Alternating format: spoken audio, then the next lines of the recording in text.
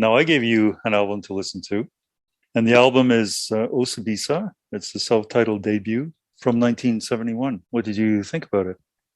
I want to say first that the first thing that popped into my head was I can't believe this was made in 1971. The energy, the production quality, although I was listening to it digitally, so it was probably, touched up and remastered or whatnot, but it could have came out last week. It sounded really, really high quality.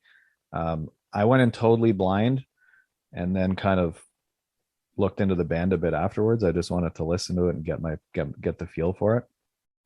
So yeah, it was a great pick.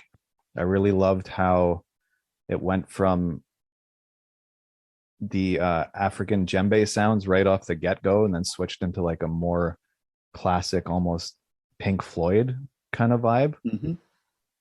I think that was the first track, had like flutes and horns that I really liked. Yep. As I went into the album, I realized like this is actually like a very funky album. This is very funk driven.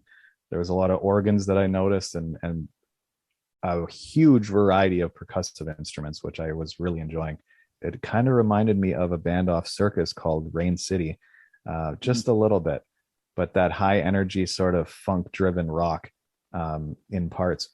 I found it very energetic, definitely the kind of music that I'd want to see live at a summer festival. Absolutely.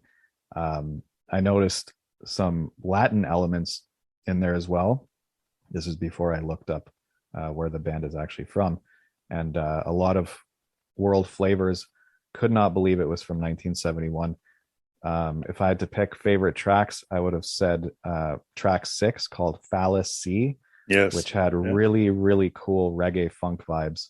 And that's a really cool marriage of genres too, that reggae funk. I didn't think it was going to work as perfectly as it did on this track. And I also noticed it had a really, really cool groovy bass line. I also liked Think About the People. I found that to be very emotionally charged, and I loved that they were talking about revolution still in 1971. Again, so many elements. I could hear also a lot of like soul and R&B and jazz all intertwined with these wild rhythms in this track.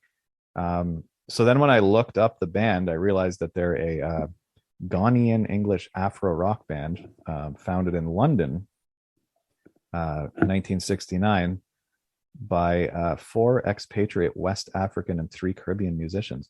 Oh, so okay, that makes sense. That's why there's that Latin influence in there for sure.